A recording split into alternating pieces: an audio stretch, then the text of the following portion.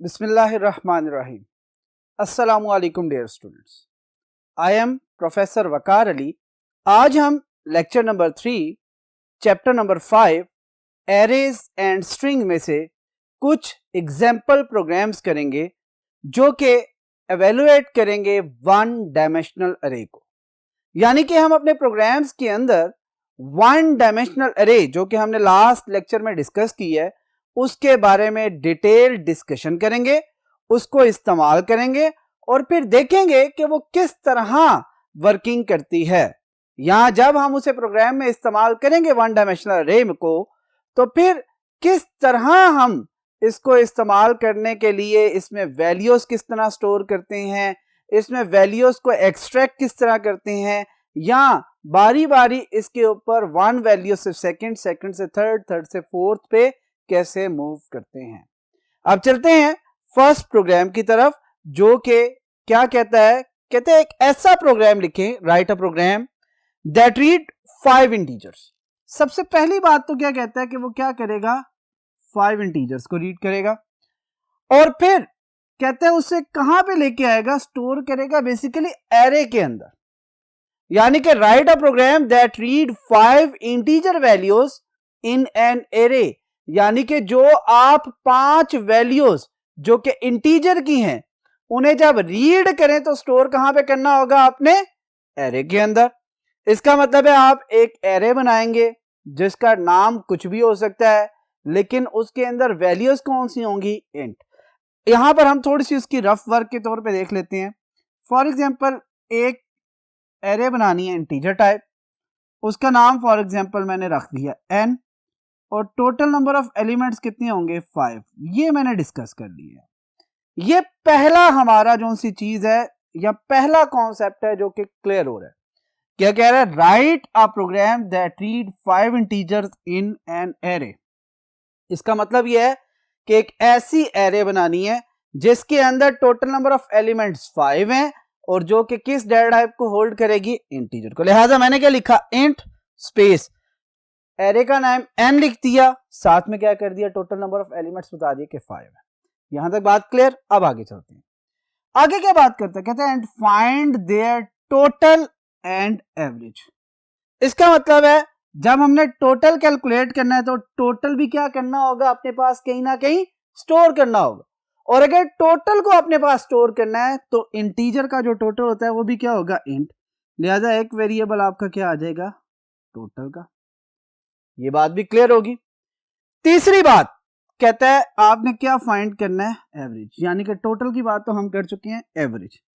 Average में याद रखिएगा डिवीजन ऑपरेटर इस्तेमाल हो रहा है और जब भी डिवीजन इस्तेमाल होगी, हम लास्ट लेक्चर्स में बड़े अच्छे तरीके से डिस्कस कर चुके हैं कि जब भी डिवीजन इन्वॉल्व होगी तो उसका आंसर पॉइंट में आने के चांसेस हैं, चाहे आप वो दो इंटीजर्स को ही क्यों ना डिवाइड कर रहे हो। अगर हम दो इंटीजर्स को डिवाइड कर रहे हैं तो इसका मतलब है चांसेस क्या है, रियल नंबर्स के आने के, फ्लोटिंग पॉइंट के अंदर आने में। तो लिहाजा हम क्या करेंगे, एक वेरिएबल लिखेंगे एवरेज और उसको डेटा टाइप क्या देंगे, फ्लोट। फ्लोट क्योंकि रियल नंबर्स को या फ्लोटिंग पॉइंट नंबर्स को स्टोर करने के लिए इस्तेमाल की जाती है। अब जरा गौर कीजिएगा एक और चीज। कहते हैं हमने क्या करना है, हमारे पास जब 5 एलिमेंट्स बनेंगे तो उसके इंडेक्सेस स्टार्ट कहां से हो रहे होंगे, उसके इंडेक्सेस स्टार्ट कहां से हो रहे होंगे, 0, फिर 1, फिर 2, फिर 3, फिर 4। यानी कि 0 से लेकर 4 तक अगर आप देखें तो ये पूरी की पूरी काउंटिंग है, 0, 1, 2, 3, 4। और अगर हम इन चीजों को मूव करवाना चाहे तो हम लूप्स के कॉन्सेप्ट में पढ़ के आए हैं कि लूप्स बेसिकली क्या करते हैं, उनके अंदर कोई काउंटर वेरिएबल होता है जो क्या क्या कर सकता है, इसे मूव करवा सकता है उसके अंदर इंक्रीमेंट या डिक्रीमेंट की स्टेटमेंट को इस्तेमाल करते हुए।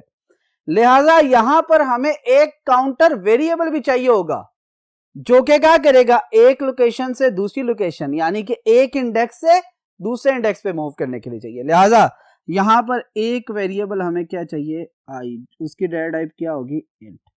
अब कहते हैं जब ये सारे के सारे हम इस्तेमाल कर लेंगे तो हम क्या करेंगे, आगे फिर अपने प्रोग्राम की तरफ जाएंगे और वर्किंग करेंगे। यहां तक हमें क्या क्लियर हुआ है कि हमारे पास 5 एलिमेंट की एक एरे होगी इंटीजर टाइप, एक टोटल हमने कैलकुलेट करना है। टोटल किस तरह कैलकुलेट करना है वो भी हम देख लेंगे। फिर एवरेज कैलकुलेट करनी है, फिर हमारा जो लूप का वेरिएबल आई होगा वो इस्तेमाल करना है। यहाँ पे जो बहुत इंपॉर्टेंट चीज है वो कहता है कि याद रखिएगा जो आपने एरे के अंदर 5 इंटीजर वैल्यूज करवानी है वो यूजर इनपुट करेगा at the time of execution. ये पहले से वैल्यूज डिफाइन नहीं है, और अगर ये पहले से वैल्यूज डिफाइन नहीं है तो कंफर्म बात है कि हमने क्या करना है, जब हम प्रोग्राम पूरा का पूरा लिख देंगे तो उसके अंदर हमें कोई इनपुट स्टेटमेंट्स लगानी पड़ेंगी जो कि यूजर से डिमांड करें और यूजर से इनपुट लें। ठीक हो गया, यहां तक बात समझ में आ चुकी होगी। अब मूव करते हैं टुवर्ड्स प्रोग्राम और देखते हैं कि प्रोग्राम किस तरह सॉल्व होगा और फिर उसके बाद उसकी एग्जीक्यूशन की तरफ चलते हैं। चलिए मूव करते हैं टुवर्ड्स नेक्स्ट बोर्ड। जी डियर स्टूडेंट्स, अब आप देख रहे हैं कि आपके सामने एक प्रोग्राम लिखा हुआ है। हम वन बाय वन स्टेप इसको देखते हैं और फिर सॉल्व करने की कोशिश करते हैं कि इसकी हर स्टेटमेंट क्या पर्पस है, उसका कौन सा स्पेसिफिक टास्क परफॉर्म करती है। ये सबसे पहले देखें, हमने हैश इंक्लूड iostream.h लिखा, देन हैश इंक्लूड conio.h। ये दोनों फाइल्स को ऐड करने का पर्पस ये है कि हम बहुत से ऐसे फंक्शंस बिल्ट इन अपने प्रोग्राम के अंदर इस्तेमाल कर रहे होंगे जो कि इन फाइल्स से बिलोंग करते हैं, जैसे कि सी आउट है, जैसे कि सी इन है, जैसे कि गेट सी एच है। ये फंक्शन आप अपने प्रोग्राम के अंदर इस्तेमाल करें। अब हम चलते हैं वॉइड मेन की तरफ। वॉइड मेन में देखें एग्जैक्टली पहली स्टेटमेंट, इंटीजर टाइप एक एरे बनाई, n नाम लिखा, टोटल नंबर ऑफ एलिमेंट्स कितने हैं 5, क्योंकि उसने डिमांड क्या की थी 5 इंटीजर्स की। फिर क्या किया, एक आई वेरिएबल लिया। आई वेरिएबल का क्या मतलब है, आई मैंने पहले बता दिया कि काउंटर के तौर पे इस्तेमाल होगा कि जो कि इंडेक्सेस के दरमियान या डिफरेंट पोजीशंस के दरमियान मूव करवा रहा हो। फिर क्या, एक वेरिएबल लिया सम इक्वल टू 0 क्यों किया। अब ये कॉन्सेप्ट बड़ा इंपॉर्टेंट है। कहते हैं सम हमने 0 के इक्वल इसलिए किया था कि 0 अगर किसी भी वैल्यू में ऐड हो तो कोई फर्क नहीं पड़ता। बात क्लियर होगी। 0 एक ऐसी वैल्यू है जो किसी भी वैल्यू के अंदर ऐड हो किसी किस्म का कोई फर्क नहीं पड़ता।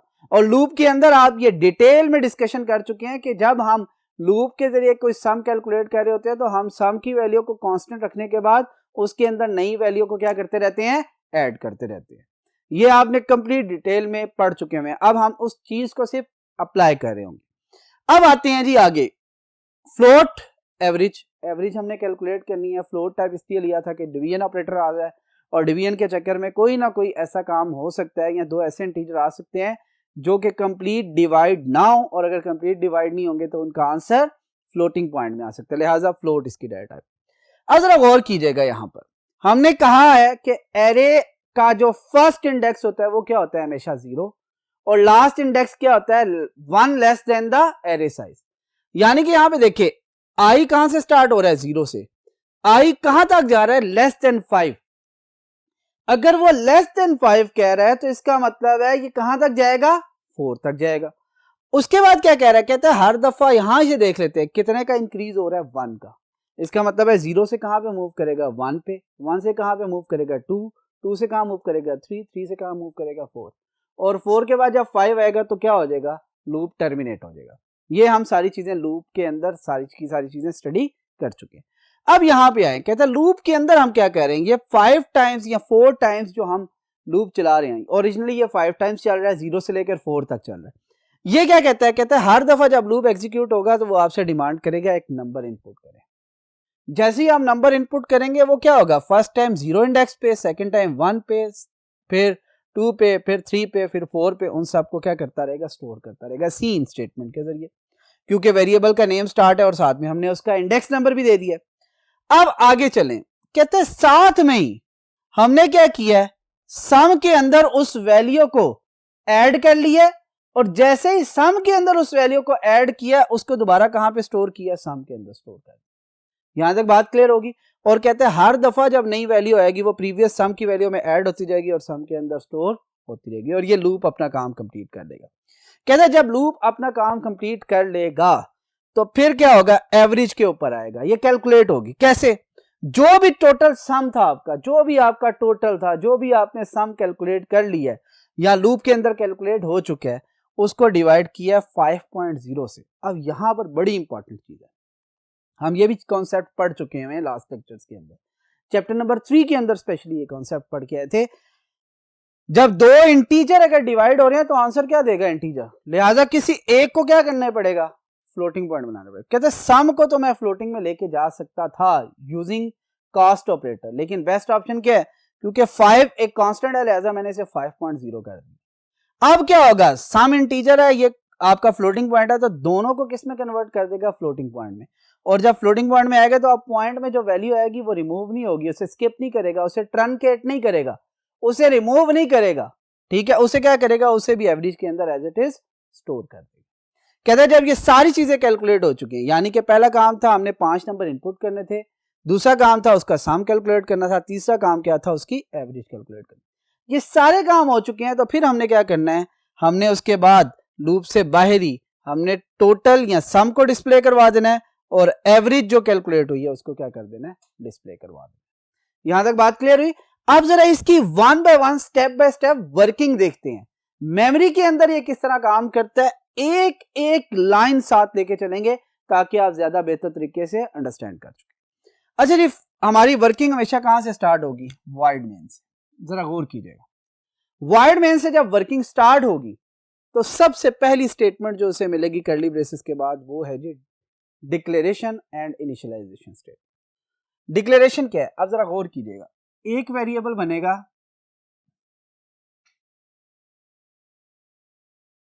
आई, एक वेरिएबल बनेगा सम, और एक एरे बनेगी।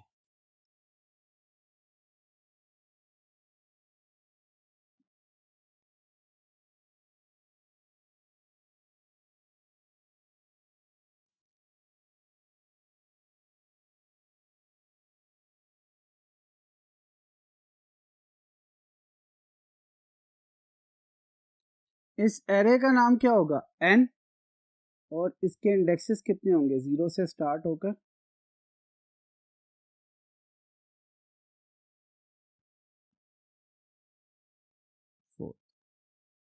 यहां तक बात क्लियर होगी। ये पहली लाइन, लेकिन सम की वैल्यू उसने क्या इंडिकेट की हुई है, फर्स्ट टाइम 0। ये पहली लाइन, यानी कि ये वाली लाइन आपकी एग्जीक्यूट होने के बाद मेमोरी के अंदर ये लॉजिकल स्ट्रक्चर इसका क्या हो जाएगा, बिल्ट हो जाएगा, यानी कि मेमोरी के अंदर ये स्पेस रिजर्व हो जाएगी।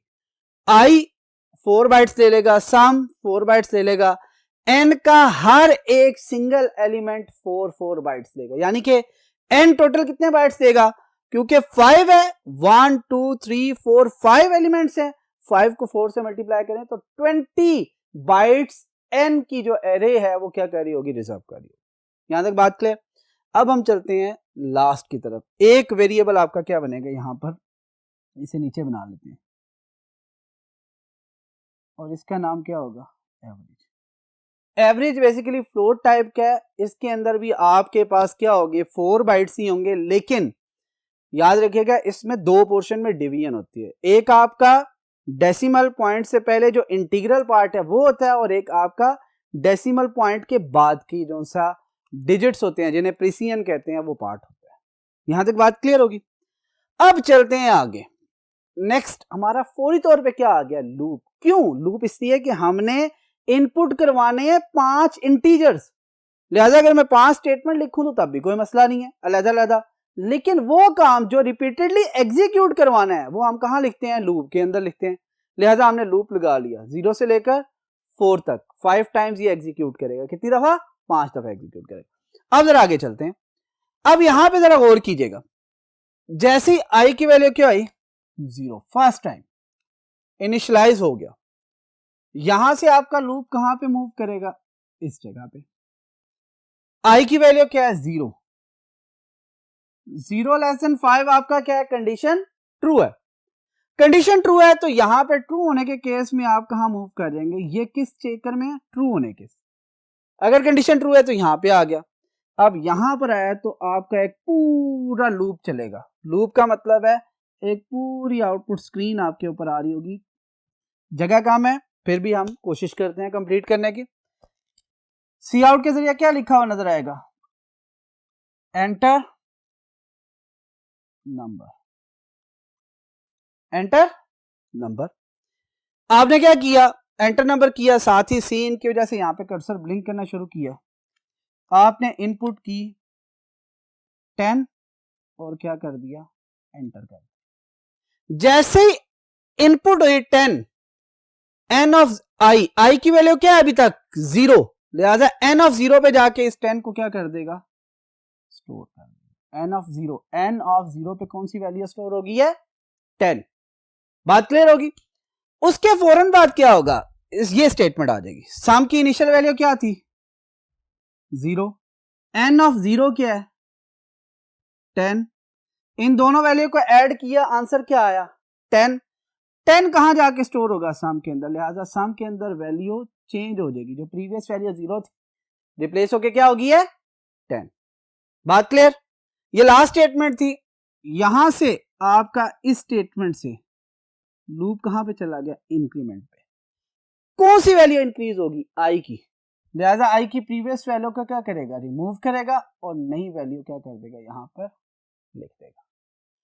अब यहां से अगेन कहां पे गया, यहां पर आई की वैल्यू अगेन क्या हुई 1, 1 लेस देन 5 कंडीशन क्या है ट्रू।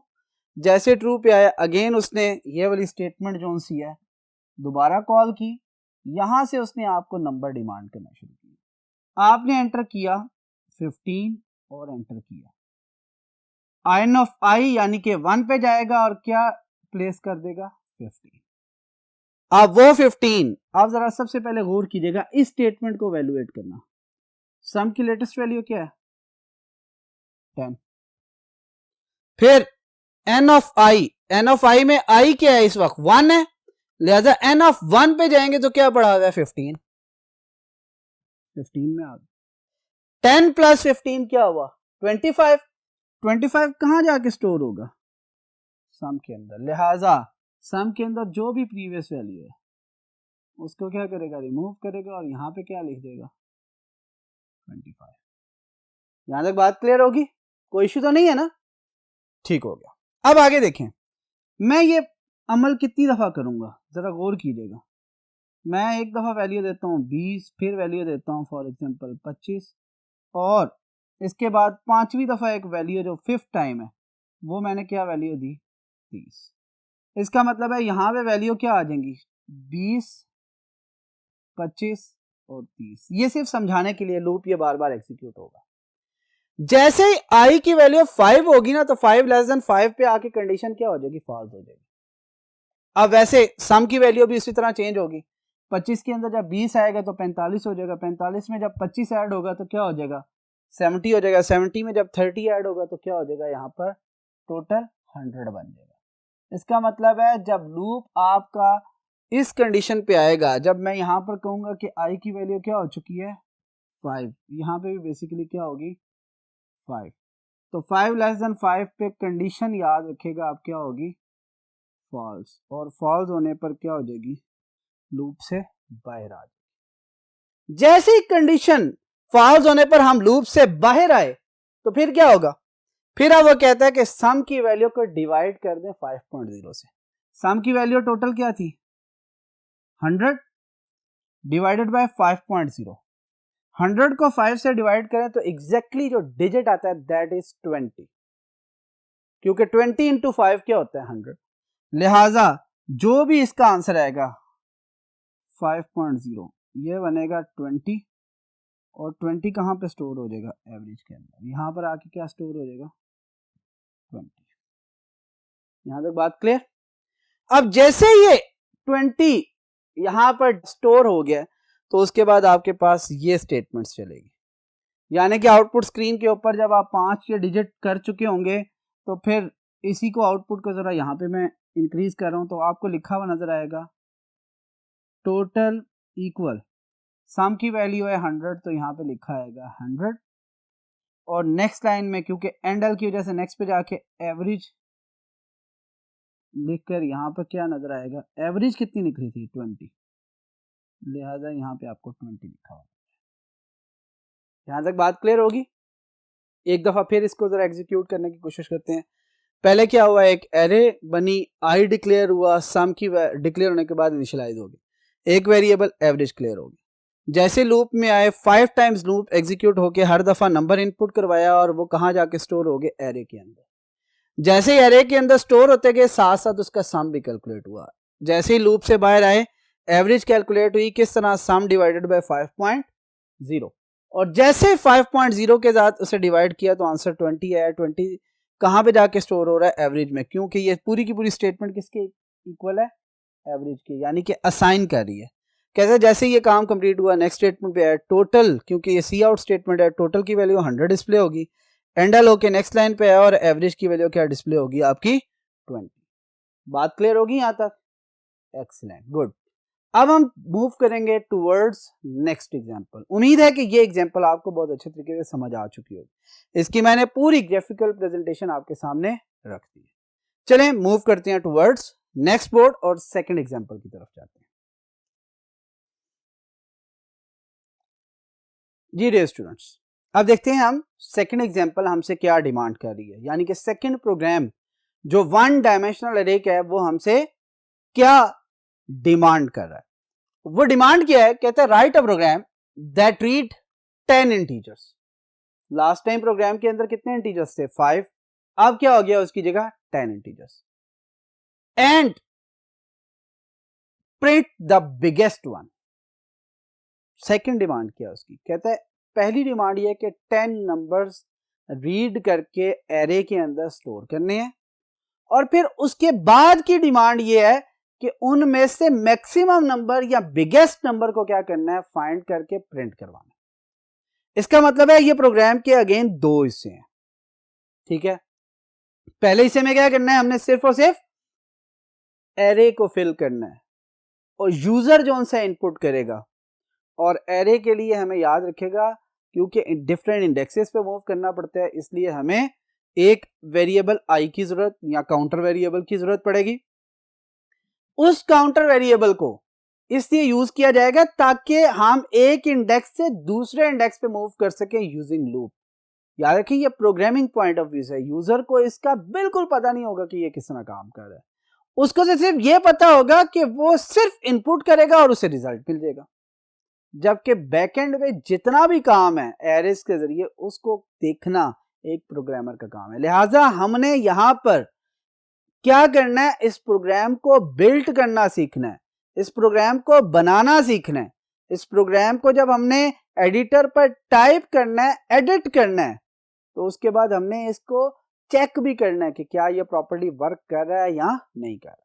लिहाजा हम यहां पर इसको जरा एग्जीक्यूट करके देखते हैं कि ये किस तरह काम करेगा। और याद रखिएगा ये ड्राई रन हम करेंगे, हम डायरेक्टली इसे लैब के ऊपर, कंप्यूटर के ऊपर अभी परफॉर्म नहीं करेंगे। क्यों? क्योंकि जब तक मुझे पेपर पे प्रॉपर्ली इसकी टेस्टिंग करना नहीं आएगी, मैं कभी भी ओरिजिनल इसे टेस्ट नहीं कर सकता, कंपाइलर के ऊपर इसे एग्जीक्यूट नहीं कर सकता, कंपाइलर के ऊपर डिबग नहीं कर सकता। डिबग का क्या मतलब है, किसी एरर को फाइंड करना और फिर उस एरर को क्या करना, रिमूव करना। ये क्या होता है, डिबगिंग होती है। बात क्लियर होगी। अब चलते हैं इस प्रोग्राम की तरफ। हमने कह दिया कि जी इसमें इसका मतलब है एक एरे बनाई जाएगी जो कि 10 एलिमेंट्स की होगी। एक आपका क्या होगा, वो बिगेस्ट नंबर होगा जो कि मैक्सिमम फाइंड करने के लिए इस्तेमाल किया जाएगा, उसको मैक्स कह दें। और तीसरी जो सी चीज की हमने कहा था, एक काउंटर वेरिएबल होगा जो कि एक इंडेक्स से दूसरे इंडेक्स पे मूव करने के लिए इस्तेमाल किया। लिहाजा इसका मतलब इस पूरे प्रोग्राम के अंदर हमारे पास 3 वेरिएबल इस्तेमाल किए जा रहे होंगे। प्रोग्राम की तरफ चलते हैं, देखते हैं फर्स्ट स्टेटमेंट। यहाँ पे देखें hash include iostream.h and hash include conio.h।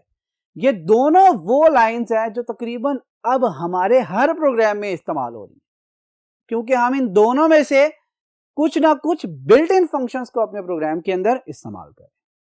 ठीक है, आते हैं वर्ड मेन की तरफ। मेन आपको पता है एसेंशियल पार्ट है, कर्ली ब्रेसेस स्टार्ट की। यहां पे देखें इंट n ऑफ 10, क्योंकि 10 एलिमेंट्स की बात की है लिहाजा n एक एरे का नाम बना रही है। i वो काउंटर लूप है, और मैक्स इसलिए कि जो मैक्सिमम नंबर आएगा वो फाइंड करके किसी वेरिएबल में स्टोर करते जाएं, ताकि हमें पता हो कि ये मैक्सिमम है और हम उधर से उससे क्या कर सकें, फिर फाइंड करके आपको दे सकें।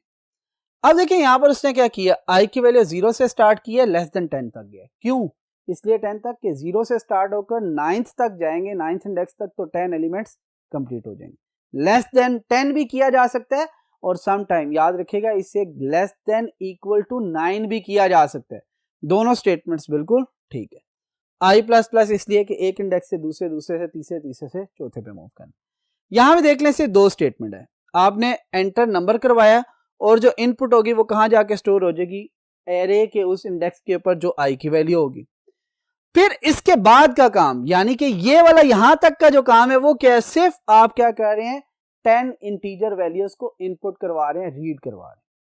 इसके बाद का काम क्या है, इसके बाद का काम है कि आपने उनमें से मैक्सिमम नंबर को फाइंड करना है। बात क्लियर होगी। हमने क्या करना है, इसके बाद का काम यह है कि आपने इसमें से मैक्सिमम नंबर को फाइंड करना है जो कि बिगेस्ट वन है। ठीक हो गया। उसका प्रोसीजर नीचे है। हम क्या करते हैं, सबसे पहले किसी एक वैल्यू को हमेशा कंसिडर करते हैं कि हम इसको लेते हैं और बाकी सब के साथ क्या करते रहेंगे, कंपेयर करते रहेंगे। और जहां पे कोई बड़ी वैल्यू आएगी तो उसको पकड़ के उससे आगे मूव करते हैं।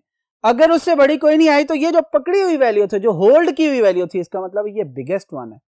या फिर सेंटर में अगर कोई बड़ी आ गई तो हम इसको छोड़ के नहीं वैल्यू को होल्ड कर लेंगे। कहते हैं ये इस तरह का चक्कर है। जरा गौर कीजिएगा। फर्स्ट टाइम मैंने क्या की, जो फर्स्ट इंडेक्स यानी कि जो जीरो इंडेक्स पे जो फर्स्ट एलिमेंट है जीरो इंडेक्स पे पड़ा हुआ, उसे क्या कह दिया कि ये मैक्सिमम नंबर है। फिर मैंने लूप चलाया, पहले जीरो से चल रहा था क्योंकि जीरो वैल्यू इनिशियलाइज करवा चुका हूं, लिहाजा यहां पे 1 से चला के कहां तक गया, लेस देन 10 तक, ताकि सारी वैल्यूज के साथ वो देखा जा सके। आई प्लस प्लस, यहां पे जरा गौर कीजिएगा, ये कंडीशनल स्टेटमेंट है। इफ कहता है अगर मैक्सिमम की वैल्यू कम हो ना जिसके साथ कंपेयर कर रहे हैं, तो हमें क्या करना चाहिए, मैक्स को उसके इक्वल कर देना चाहिए, यानी कि वैल्यू ही रिप्लेस कर दे। बात क्लियर होगी। कहता है जैसे ही वैल्यू रिप्लेस होगी यहां पर तो आगे लूप चल जाएगा। अगर ये कंडीशन सेटिस्फाई नहीं होगी तो वैसे ही आगे मूव करता रहेगा और ये सारी की सारी वैल्यू के साथ कंपेयर कर देगा। और जैसे ही कंपैरिजन करके हम बाहर निकलेंगे तो बिगेस्ट नंबर हमारा फाइंड हो चुका होगा। यहां तक बात क्लियर। अब जरा इसकी प्रैक्टिकल वर्किंग करके देखते हैं कि ये किस तरह काम करेगा। हमने क्या बात की है, हमारे पास कितने वेरिएबल शुरू में बनेंगे, एक ले लेते हैं आई और दूसरा ले लेते हैं मैक्स। यहां तक बात क्लियर। यहां पे जरा मैं डबल कॉलम फॉर्मेट में बनाने की कोशिश करूंगा ताकि हम नीचे आउटपुट भी देख सकें।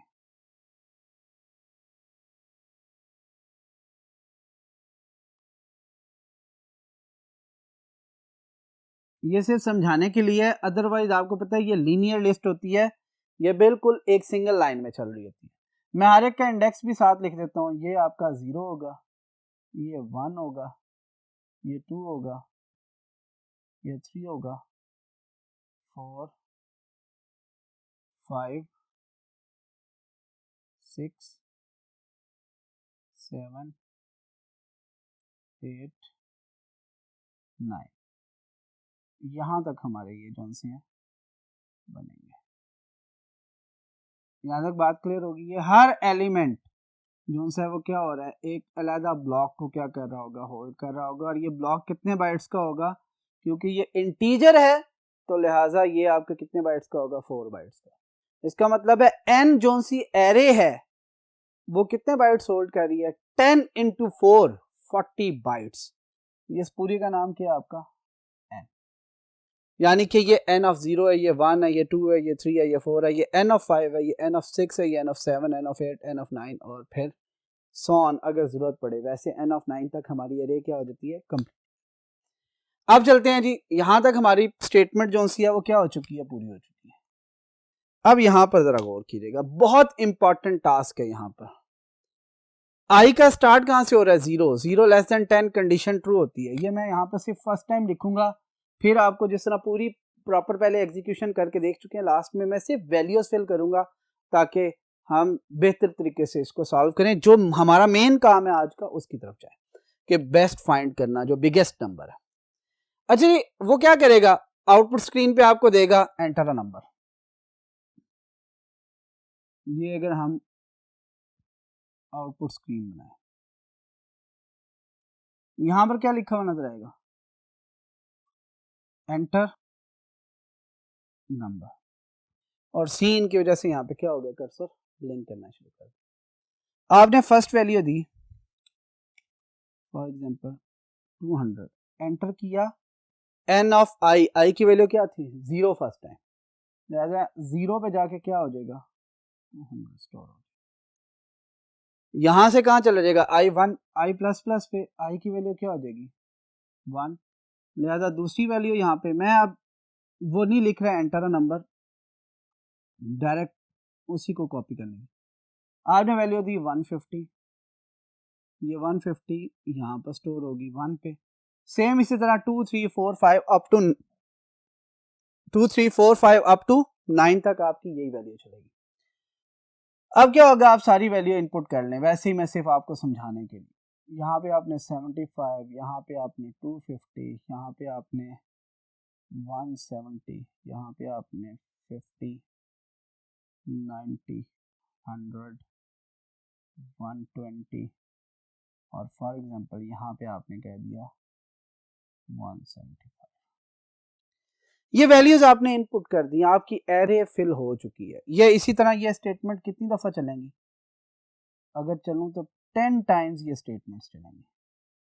कितनी दफा ये वाली स्टेटमेंट्स चलेंगी 10 टाइम्स, और आपने ये सारे नंबर 10 टाइम्स में क्या करने हैं, पूरे के पूरे डिस्प्ले कर देने। डिस्प्ले करने का मतलब है यहाँ पर इनपुट कर देंगे, डिस्प्ले नहीं होगा। अच्छा अब क्या होगा, अब देखें लूप आपका जब 10 वैल्यू आएगी ना आई की, 10 लेस देन 10 कंडीशन फॉल्स होने पे लूप से क्या हो जाएगा, बाहर आ जाएगा, यहाँ पर आ जाएगा n ऑफ 0। मैक्स की वैल्यू कौन सी मिल रही है, n ऑफ 0, 200 मिल गया जी मैक्सिमम फर्स्ट वैल्यू। इसके बाद i की वैल्यू क्या हुई 1।